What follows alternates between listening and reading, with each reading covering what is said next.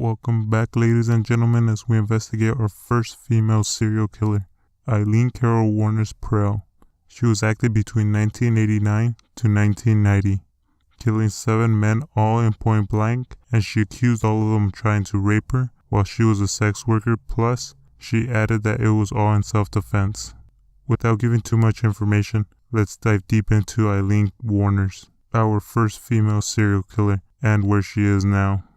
Aileen Wuornos was born as Aileen Carol Pittman. She was born on February 29, 1956 in Troy, Michigan, to Diane Wuornos and Leo Del Pittman. 2 months before Aileen was born, Diane filed for divorce. Aileen did have an older brother named Keith, who was born on March 14, 1955. Wuornos never met her father as he was incarcerated at the time of her birth. Leo Del will later be diagnosed with schizophrenia and will be accused of sex crime against children.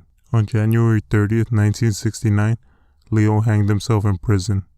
In January 1960, Diane will abandon both her children and leave them with her grandparents Lori and Britta Wuornos, who later adopted both. By the age of 11, Aileen began engaging in sexual activities in school in return for cigarettes, money, and food. She also engaged in sexual activities with her brother.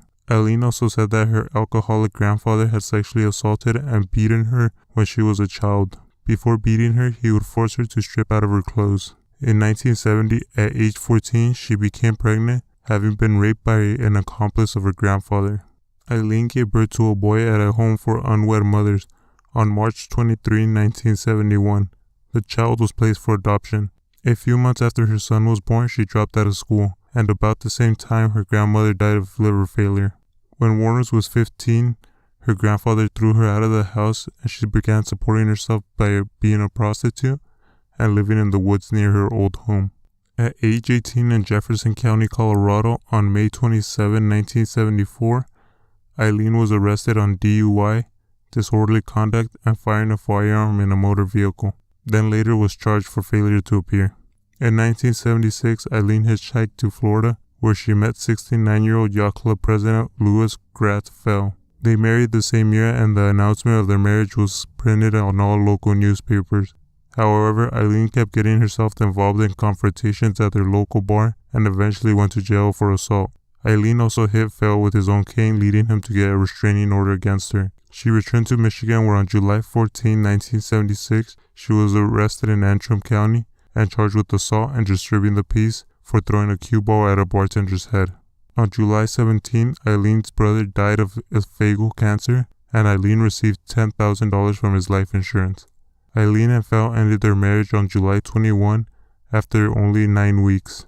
In August 1976, Aileen was given a $105 fine for drunk driving. She used Keith's inheritance money to pay the fine and spent the rest within 2 months by using it to buy luxuries, including a new car which she shortly afterwards crashed. She was arrested in Edgewater, Florida on May 20th, 1981 for an armed robbery of a convenience store, where she stole $35 and 2 packs of cigarettes. On May 4, 1982, she was sent to prison and was released on June 30th, 1983. On May 1st, 1984, Aileen was arrested for attempting to pass forged checks at a bank in Key West. On November 30th, 1985, she was named as a suspect in the theft of a revolver and ammunition in Pasco County. On January 4, 1986, Wuornos was arrested in Miami and charged with car theft, resisting arrest, and obstruction of justice for providing identification bearing her aunt's name. Inside the stolen car, Miami police officers found a .38 caliber revolver and a box of ammunition. On June 2, 1986, Valdosta County deputy sheriffs detained Aileen for questioning after a male companion accused her of pulling a gun in his car and demanding $200. Aileen was found to be carrying spare ammunition, and police discovered a .22 pistol under the passenger seat she was sitting at. Around this time, Aileen met Tyria Moore, a hotel maid at a Daytona Beach gay bar. They moved in together, and Aileen supported them with her earnings as a prostitute. On July 4, 1987, Daytona Beach police detained Aileen and Moore at a bar for questioning regarding an incident in which they were accused of assault and battery where a beer bottle was used. On March 12, 1988, Aileen accused a Daytona Beach bus driver of assault. She claimed that he pushed her off the bus following a confrontation. Moore was listed as a witness to the incident. Eileen's first kill came on November 30th, 1989. 51-year-old Richard Mallory was an electronics store owner in Clearwater. Eileen's first victim was a convicted rapist whom she claimed to have killed in self-defense. 2 days later, a Volusia County deputy sheriff found Mallory's abandoned vehicle. On December 13th, his body was found several miles away in a wooded area. He had been shot several times. Cause of death was 2 bullets to the left lungs. It was on this murder that Aileen was initially condemned. 43-year-old construction worker David Spears from Winter Garden was found nude along Florida State Road 19 in Citrus County on June 1, 1990. He was shot 6 times. Charles Karskinen, age 40, was a part-time rodeo worker. On June 6, 1990, his body was found in Pasco County. He had been shot 9 times with a small-caliber weapon.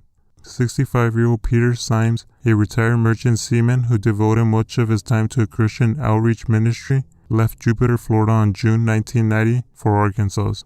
On July 4, 1990, his car was found in Orange Springs, Florida. Moore and Aileen were seen abandoning the car, and Eileen's palm prints were found inside the interior door handles. His body was never found. On July 31, 1990, 50-year-old Troy Burrows, a sausage salesman from Ocala, was reported missing. On August 4, 1990, his body was found in a wooded area along State Road 19 in Marin County. He had been shot twice. Charles Dix Humphreys, a retired U.S. Air Force major, former state child abuse investigator, and former chief of police. His body was found on September 12, 1990 in Madison County. He was fully clothed and had been shot 6 times in the head and torso. His car was found in Suwannee County. Walter Gino Antonio, age 62, was Eileen's last victim. A trucker, security guard, and police reservist was found on November 19, 1990. His nearly nude body was found near a remote logging area in Dixie County. He had been shot 4 times. 5 days later, his car was found in Brevard County. On July 4, 1990, Wuornos and Moore abandoned Symes' car after they were involved in an accident. Witnesses who had seen the woman driving the victim's car provided police with their names and descriptions, resulting in the media campaign to locate them. Police also found some of the victims belonging in pawn shops and retrieved fingerprints matching those found in the victims' cars. Wuornos had a criminal record in Florida, and her fingerprints were on file and came up right away. On January 9, 1991, Aileen was arrested on an outstanding warrant at the Last Resort, a biker bar in Volusia County. Police located Moore the next day in Scranton, Pennsylvania. She agreed to elect a confession from Aileen in exchange for immunity from prosecution. Moore returned with the police to Florida, where she was put in a hotel. Under police guidance, she made numerous telephone calls to Aileen, pleading for her to help her clear her name. 3 days later, on January 16, 1991, Aileen confessed to the murders. She claimed the man had tried to rape her and killed them in self-defense. A year later, on January 14, 1992, Aileen went to trial for the murder of Mallory. Although previous convictions are normally inadmissible in criminal trials, under Florida Williams rule, the prosecution was allowed to introduce evidence related to other crimes to show a pattern of illegal activity. On January 27, 1992, Aileen was convicted of Mallory's murder with help from Moore's testimony. At the sentencing, psychiatrists for the defense tested that Aileen was mentally unstable and had been diagnosed with borderline personality disorder and anti-personality disorder. 4 days later, she was sentenced to death. On March 31, 1992, Aileen pleaded no contest to the murders of Humphreys, Burrows, and Spears, saying she wanted to get right with God. In her statement to the court, she said, and I quote, "I wanted to confess to you that Richard Mallory did violently rape me. I've told you. But those others did not. They only began to start to." On May 15, 1992, Aileen was given 3 more death sentences. In November 1992, she received her 5th death sentence. The defense made effort during the trial to introduce evidence that Mallory had been tried for intent to commit rape in Maryland, and that he had been committed to a maximum security correctional facility that provided remedies for sexual offenders. Records obtained from the institution reflected from 1958 to 1962, Mallory was committed for treatment and observation, resulting for a criminal charge and assault with intent to rape, and received an overall 8 years of treatment from the facility. In 1961, it was observed of Mr. Mallory that he possessed strong sociopathic traits. The judge refused to allow this to be admitted into court as evidence and denied Aileen's request for a retrial. In February 1993, Aileen pleaded guilty to the murder of Antonio, and she was sentenced to death again.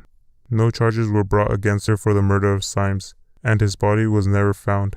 In all, she received 6 death sentences. On October 9, 2002, Aileen's execution took place. She died at 9:47 a.m. Eastern Standard Time. She denied her last meal. She was able to get anything under $20, but she did get a cup of coffee. On her last words, this is what she said, and I quote, "Yes, I would just like to say I'm settling with The Rock, and I'll be back, like Independence Day with Jesus. June 6th, like the movie. Big mothership and all. I'll be back. I'll be back." She was the 10th woman in the United States and the second in Florida to be executed since the 1976 Supreme Court decision restoring capital punishment. Before her execution, Aileen was being held in Florida Department of Corrections, Broward Correctional Institution, death row for women, then transferred to Florida State Prison for execution. The case of Aileen Wuornos was finally closed. Thank you for joining me as we investigated Aileen and her crazy life. Subscribe and stay tuned for our next serial killer, our next Unsolved, and our first episode of a haunted location. Thank you, and as always, this one is officially closed.